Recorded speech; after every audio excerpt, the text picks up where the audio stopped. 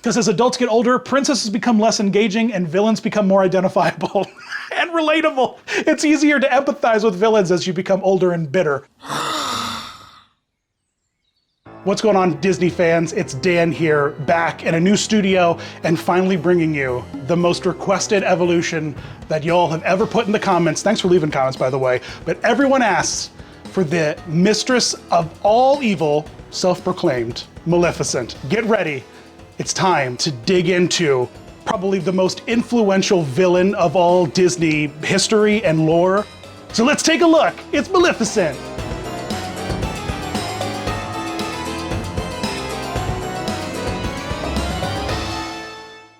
This takes us all the way back to the early 1950s. Walt Disney is planning Disneyland, and he's also planning a feature film to release alongside the park's opening in 1955 called Sleeping Beauty. He literally builds a theme park as a billboard for this movie, and the movie did not come out in the same year as Disneyland's opening. Instead, Lady and the Tramp came out in 1955.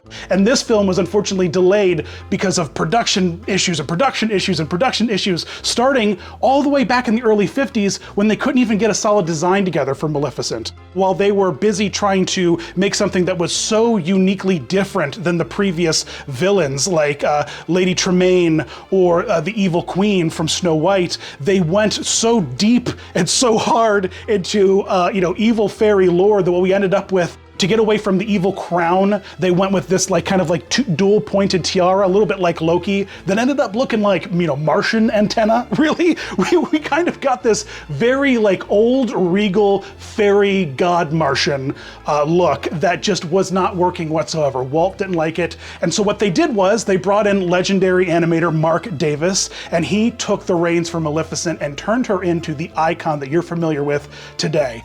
His first revision, it maintained a lot of that evil queen regalness from Snow White, and what was absolutely not. And so they pivoted to more of a dark flame design with more sinister tones of blacks and reds. This beautiful, ornate, double-coned hennin is what the headdress is called, is a double-coned hennin. Soon those red robes would be replaced with purple to instill that kind of mystic regalness, but a dark, dark purple. And those yellow flames were replaced by green flames of envy and jealousy. And it really set the tone for villains. Moving forward, Maleficent is truly the ultimate Disney villain. There's a reason why she's used all the time in all the parks, because she's one of the most visually stunning villains, period. We don't get to see costume versions of Maleficent until the early 70s, but what a lot of people don't realize about animation is that they had to bring costumers in to design costumes based off of the sketches for the character work so that they could film actors doing references, and that's where we get the first Maleficent costume, is behind the scenes during the production of Sleeping Beauty in the early 50s. Maleficent was voiced by Eleanor Audley, who also voiced Lady Tremaine. She's just got a laundry list of villains that she has done some voice work for. But not only did she voice Maleficent, but she also donned the costume that was designed and created by Alice S. Davis, the most infamous Disney studio costumer, made a true-to-form Maleficent costume that Eleanor put on and then performed scenes in, carrying the staffs and props for the animators to use as reference. This really informed the character and the way that the robes moved. Animation reference was used for almost every Disney film that was made. So Disney didn't really put villains in the park for meet and greets. It wasn't a thing. The 50s, the 60s, we didn't see villains available for you to kind of interact with on a regular basis. We did get a quick appearance of Maleficent in one of the parades, and this look with the headdress and robe really kind of set the tone for most of the costumes going forward. Strong makeup and purple accents in the robe. It wasn't until Disney started to do elongated storytelling, like in the early 70s with Disney on Parade, the touring live show, as Disney was hyping up the entire country to Disney, Disney, Disney, Disney World, Disneyland, Disney live shows. Come see Disney, come consume, become Disney fans. And that's exactly what we did. We became Disney fans. And in the third incarnation of Disney on Parade, they included an entire retelling of the Sleeping Beauty storyline, including a Maleficent costume which is just phenomenal. So they ditched the whole purples and greens in favor of the original Maleficent look of the sinister reds and yellows, and gave her this massive set of horns, just this ungodly large set of horns. And a huge staff, because we were playing in arenas, right? Again, we keep going back to this. When you play to big houses, sometimes you need big costumes. I don't know if we needed them to be this big, but these horns were visible for the cheap seats. And you know what? If you got front row seats, you were in for a surprise. Truly horrifying Maleficent. Move forward to the early 80s, and again, we have a new version of Disney live shows touring the country, and that is Disney World on Ice. That's right, it's time for some Disney Ice-capades.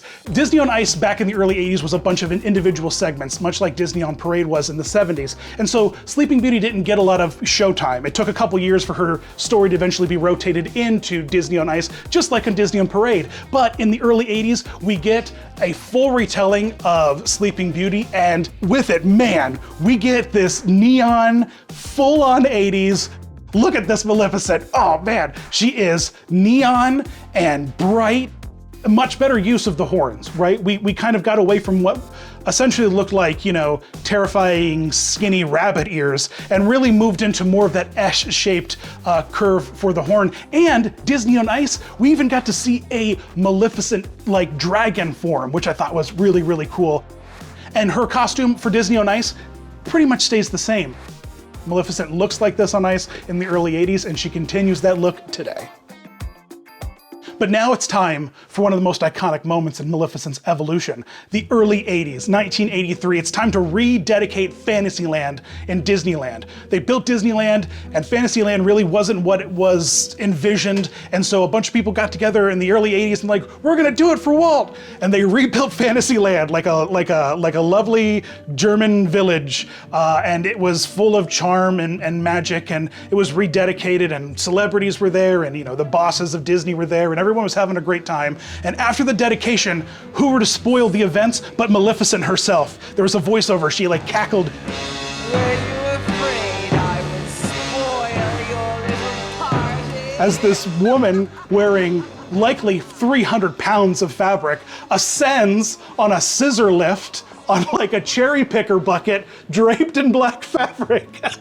Then she curses Disneyland. Thought that was a really bold choice in the writing, in the storytelling for this. She curses everyone. She's like, I hope everyone fails. They're like, that's an odd message to send after we just dedicated this place in memory of Walt and what he always wanted. But hey, you know what? I'll take it. Why? Because this laid the path for Fantasmic. And her more common appearance in the parks after that whole stunt were these green gloves, this very simple green face paint with this green prosthetic chin that would strap into the cowl that would go around her head. And this is where Maleficent kind of lived for a while in the park for many years, making brief appearances here and there on parades. As New Fantasyland was dedicated for an entire year, there was a big parade float with Maleficent on top of this very tall tower with this very cool staff with Diablo. Really, really fun design choices with the dragon and the parade float. And Maleficent started to kind of creep her way into the Disney parks lore. She started to be in demand. People wanted to see Maleficent. She just cursed the new opening of New Fantasyland. I want to meet this woman. Who wouldn't? It's the early 90s. Disney is desperate to get you to come to Disneyland. What they do is they organize truly one of the greatest VHS home releases ever orchestrated by Disney, and that is Disney Sing-Along Songs, Disneyland Fun. I know you all have watched it because it's on my channel and it's got like 1 billion views, all right? I'm not happy I'm about to talk about this version of Maleficent either because I have a hard time looking at her. I can feel it in my chest right now because her face, I can never tell if it's wet or if it's sparkly or if it's like gooey. It looks like she's melting a little bit. It's really just not okay. I don't feel good about it. It's like what the Blue Men look like when they perform.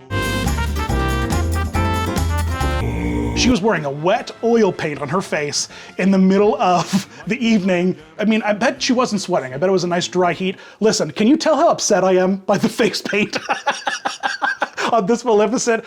boy, oh boy. And so for the Haunted Mansion Grim Grinning Ghosts scene and segment, we had Maleficent roll out there with a much more ornate and tightly woven headpiece, which was gorgeous and beautiful. And the cape, again, we lined it with more of a subtle purple. We're not going hard in the pants with these hot pinks like we've seen so far. We're kind of toning it down a little bit. We're playing with the more original tones and color palettes of her appearance in the film. But man, this Maleficent still haunts my dreams. All right, it's the moment you've been waiting for. It's 1992. Michael Eisner is in full force and he's partnered up with Maleficent to debut Fantasmic at Disneyland. You thought you've seen it all with Maleficent's on scissor lifts. You ain't seen nothing yet. Fantasmic is one of the single greatest things Disneyland has ever done. When the sun sets, this island that you were just playing on turns into this massive stage filled with dragons and snakes and Mickey Mouse, Sorcerer Mickey. When he appears on top of that thing and Maleficent, this is the best. This is what fantastic version of Maleficent in terms of making her the top villain for all Disney parks moving forward, and that legacy continues to this day, and it's because of Fantasmic. She is the ultimate source of evil and Mickey's greatest foe as she appears on the stage, this telescoping pole that sends her high into the sky, carrying this pyrotechnic sword in this glitzed, glamored, and shiny, beautiful costume, battling Mickey. It's just absolutely fantastic. And then she transforms into the dragon, which back in the day was nothing more than just, a dragon head on a stick that they wiggled around. But later, eventually the 2000s, they upgraded it into this really cool inflatable dragon that we have today, except for in Hollywood Studios where it's a hot mess. Don't even at me with Fantasmic at Hollywood Studios. It's an unwatchable train wreck. But at Disneyland, it's absolutely fantastic. The 10th anniversary Tokyo Disneyland show, man, what a show. All right, we've got robot Mickey army soldiers. We've got Mickey teleporting in some sort of futuristic David Copperfield-esque pod scissor lift kind of contraption.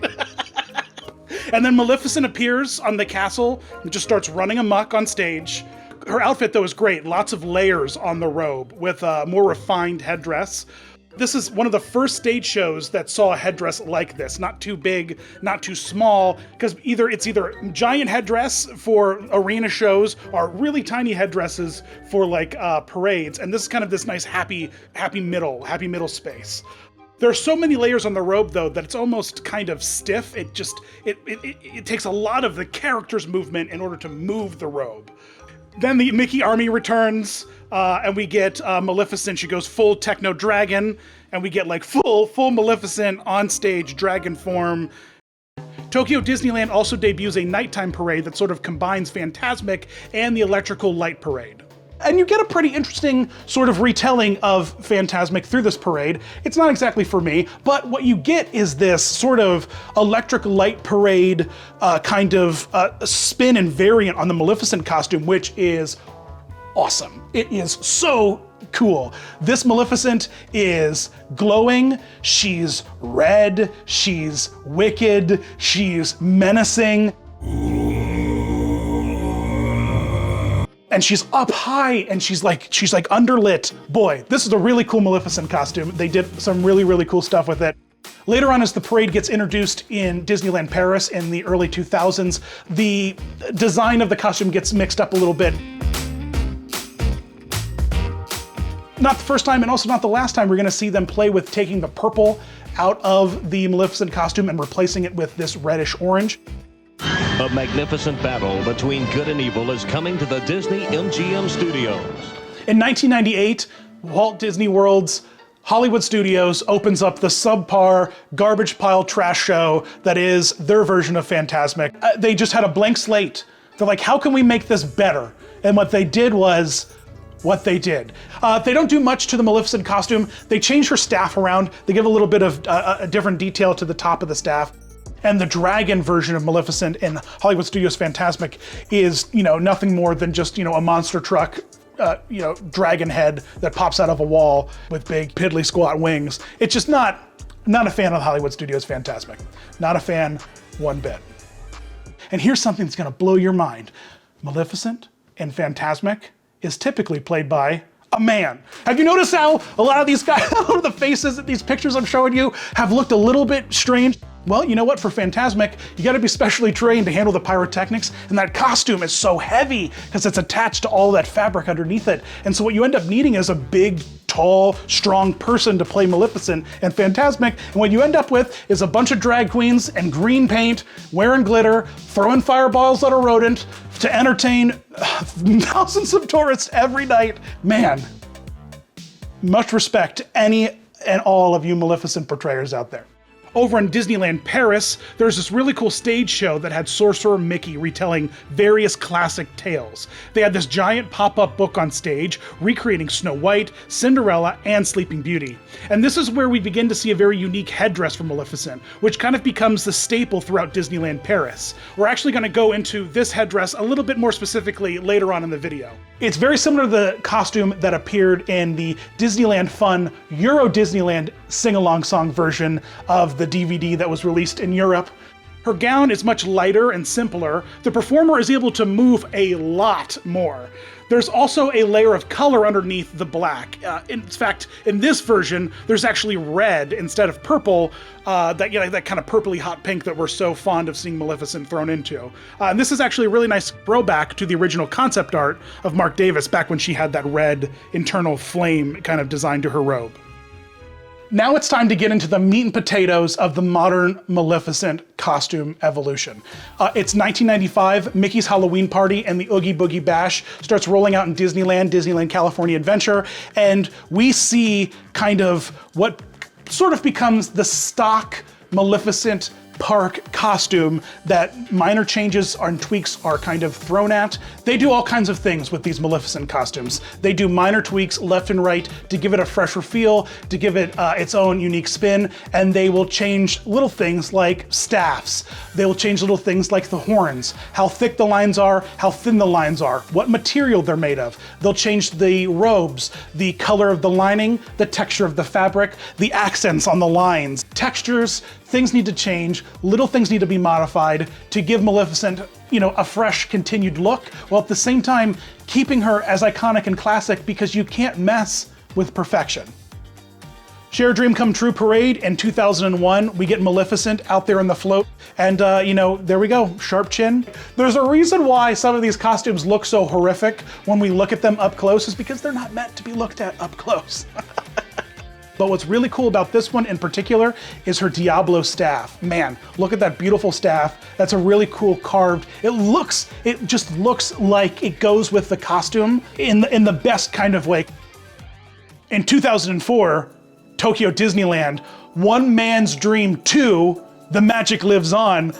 Oh my gosh, I love this version of this Maleficent costume. Not only because it's fully glammed and glittered, but also because of just how small and frail of a woman they always decide to put in this costume, and how absolutely ridiculously oversized the costume is for an intimate theater show, right? The theater isn't that big. People aren't that far away. This Maleficent version looks a little bit like Power Rangers Rita Repulsa. Look at this. And then the way that they frame her face, it gives her such a tiny little face. She looks like she has such a tiny little face, and she looks so angry. She looks so angry. They make this costume way too big for the size of the person they cast to put inside of it. I just love it. I just love it. But look at this bright purple shiny velour, and the bright purple accents now through the horns. Again, same costumes appearing time after time. We're just changing the color palette. We're changing the texture of the fabric. We're using more glitters. We're using more shiny velour-y purples instead of more of a satin flat look. And it's just a modified version of that robe, but a fierce one. My goodness, I love this version of Maleficent so much. Now we see some really fun, true Halloween-y. Is it ever not fun to say Halloween-y? Boo-to-You parade that debuts in 2005 at the Magic Kingdom at Mickey's Not So Scary Halloween Party. They do something really fun with this Maleficent, and they turn her into a Halloween Maleficent. And they take that purple out of the design, and they don't replace it with red, they replace it with a Halloween orange. And we get this really, really fun, really, really spooky, kind of modernized, you know, Halloween variant of Maleficent, and I am here for it. It looks fantastic, it looks really good.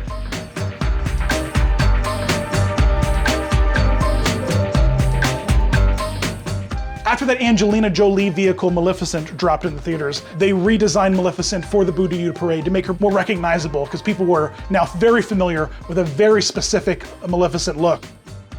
Along with the parades in 2005, also came a castle show. We got to see that more traditional purple and black look.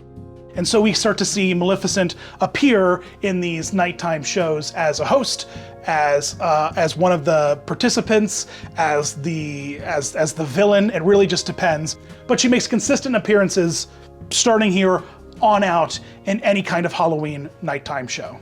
Not only does she make appearances in every nighttime show for the Halloween events, but starting in 2006, Disney was just like, you know what? We need Maleficent everywhere. And they put her into the daytime shows with the Dream Along with Mickey castle show that, you know, plays 4 or 5 times every day in front of the castle. And you can always tell, because no matter where you are, you see those fireworks shoot off. I like what they did with the horns in this, in terms of making it more of this shiny, reflective, kind of like leather fabric, a more light pink accent put in the robe instead of a dark purple. I think that this version of Maleficent is probably one of the best refined versions of Maleficent we saw in the parks. And now that I just showed you the most purest form of Maleficent, let's look at the fiercest form of Maleficent, which comes to us in 2007's Disney's Once Upon a Dream parade in Disneyland Paris. And there's a villain float in this parade that is magnificent, purely because of the fire costume they put Maleficent in on this float. Oh my goodness. Like, this is like Hunger Games beautiful, like fire dress kind of like boom! The makeup work that they do on it, the contouring, the texture and the design that they put into the horns and the cowl, it's just beautiful. It really, really is beautiful. It literally looks like Maleficent is wearing fire. It is very, very cool. One of probably the best versions and variants of Maleficent that they've ever made. Over in Hong Kong Disneyland in 2007, the Glow in the Park parade drops, and we get a new dragon form of Maleficent on one of the floats, as well as some Maleficent dancers with some fun kind of spins on the people who do this kind of stuff, you know, between floats. When floats are turning corners, you know what I mean? They're always smiling. They're always smiling. Oh, it must be exhausting to be those people. And the Maleficent we get on the float is the Maleficent we've been seeing. Black robe, green face paint, strap that chin on, pop those horns on, jump on that float. It's Maleficent. 2008, Disneyland Paris, we see this big Halloween soiree. We get a really great new version of Maleficent in this, specifically in the horned headdress. And what's also cool about this costume is it opens up for some dance moves, and it's lined with this very sharp purple underneath it. It very much built upon that look we saw earlier in the stage show. Probably one of the most unique and interesting variants of the Maleficent headdress. And what was really cool about these stage shows is that the costume characters have to walk through the park to get to the stage. And so there's lots of really great footage out there and lots of great close-up pictures of these very stone-faced women without the chin, because again, it's a very intimate stage show. So doing anything over the top in terms of the chin piece would just look ridiculous. So instead they took it up.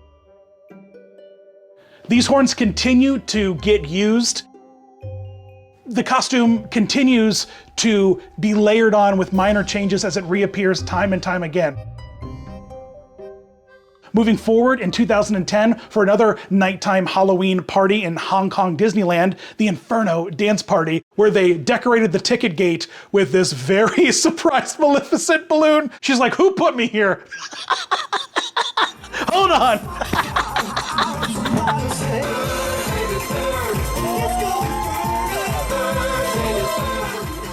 Same Maleficent costume, but now cool Maleficent backup dancers with fun accents and horns and different layerings to kind of simulate her dragon look.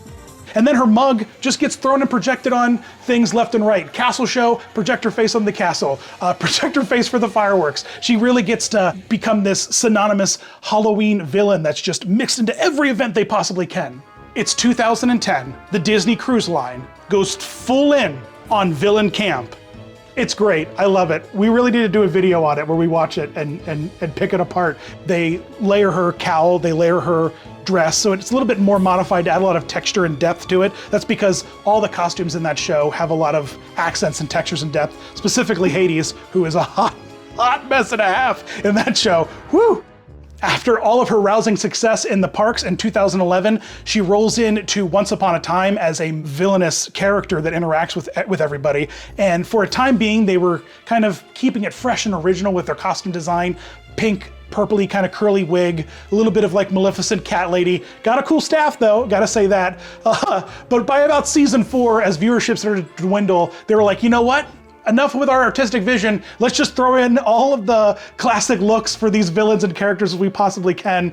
And we get a really nice looking Maleficent outfit that is very kind of warlike and much more sinister than many of the other Maleficents we kind of see, but is more or less a direct response to the live action Maleficent movie by season 4, which kind of aligns in 2014 when Maleficent, the revisionist retelling of Sleeping Beauty that doesn't make Maleficent seem like all that bad a character, wandering into baby showers, cursing infants, all because they didn't get an invite. It's like, come on. Who acts like this? Who behaves this way? What story are you trying to tell here? But the costume that they use for this Maleficent in the film is really beautiful, very practical, lots of tightly wrapped leather, lots of textured leather and layers in the robe like we haven't seen before. It's very menacing and heavy with thick velour and flowing robes, very regal, like you would imagine the self-proclaimed mistress of all evil to be, sporting, which translates actually pretty beautifully into a meet and greet in the parks, which was available 2014, 2015. You could meet the movie Maleficent all around the parks. We start to see the costumes get re-envisioned into these straight black kind of flat looks. This Maleficent reimagining in 2014 really influenced the look of the character across the board. While TV and film Disney studios were busy with Maleficent left and right, leather wrapped and looking good, over in the parks, Disney was busy using Maleficent as a dragon storytelling device. Tokyo Sea opens up their FANTASMIC in 2011, and I'm not really that big of a fan of it. It's not that great of a FANTASMIC show compared to the Disneyland one in California. And here, Maleficent is completely removed as a human character and just appears as the dragon head that appears out of the magic mirror with water-lit wings. Not doing it for me, not a big fan. What I am a big fan of though is over in Magic Kingdom in 2014, Festival of Fantasy rolls out with a very cool steampunk, fire-breathing, fire-catching Dragon Parade float with some very cool, back to those dancers that do this kind of stuff, you know what I mean? Really, really awesome versions of Maleficent as a dragon rolling out into the parks. With the success of the appearance of moody soap opera Maleficent, both in movies and in TV shows, they decide to really cast a wide net to the young audiences of the world, and they took villains, mixed in a little bit of Power Rangers and High School Musical, and we get Descendants, and boy oh boy, Descendants. Descendants was a film entirely made with the idea of Halloween costume vertical integration. You cannot convince me of any otherwise. There was just one mission statement, and it was make it as busy as possible. I want as many textures, I want as many layers, I want as many poofs and zippers and buttons and flaps and lines and just like what? They're great costumes. Club Villain rolls in as this amazing kind of pinnacle of villain Disney parks hype, where you could just meet all the villains. It was just villain, villain, villain. For the first time ever, it was this very villain-centric evening event, and it sold very well. People loved it. People went there specifically to just meet their favorite villains. Because as adults get older, princesses become less engaging and villains become more identifiable and relatable. It's easier to empathize with villains as you become older and bitter. And so ticket sales were great. Really great, modernized, refined, simplified meet and greet version of the character that doesn't overcomplicate it. They took the lines of the costumes, made everything a little bit sleeker, made the horns a single cast rubberized piece instead of it being kind of fabric. So you get this kind of shiny matte rubber kind of look. And this look gets rolled out across the world. It begins to appear throughout all the parks. The hybrid of a modern Maleficent movie and the classic animated look. Each park might add more details to the costumes or layers, but the overall look, especially in the horns, kind of maintains that same shape and structure. Another really cool one that I want to point out is the Tokyo DisneySea show. You know, because everyone's like, I really wish I knew what a very stylized, specific yacht design would look like for every Disney villain. Today on Lifestyles of the Rich and Villainous, Disney Villain Yachts. Maleficent has seen so many different versions and variants, from the parks to touring shows to the screen to TV. She's appearing everywhere, and she's kind of become a little bit of a linchpin as Disney starts to realize that there are just as many people out there who loved the princesses as a kid, but now as an adult can really start to identify with some of the terrible character traits and more villainous characters, and villains become more and more popular as we're selling, you know, the Disney lifestyle and experience to adults and to, you know, to gothy teens. You know, I mean, quite honestly, if it wasn't for Disney villains, would we have a Hot Topic? Let me know in the comments below which of these Maleficent costumes were your favorite, or perhaps your least favorite, or let me know on social media. Find me on Facebook, Twitter, Instagram, and you can catch me over on Patreon, where there are going to be plenty of deleted scenes from this video, I am absolutely sure, as well as deleted scenes and behind the scenes looks and special interactive things you can do with me over there on Patreon. Thanks for watching, guys. As always, you rock.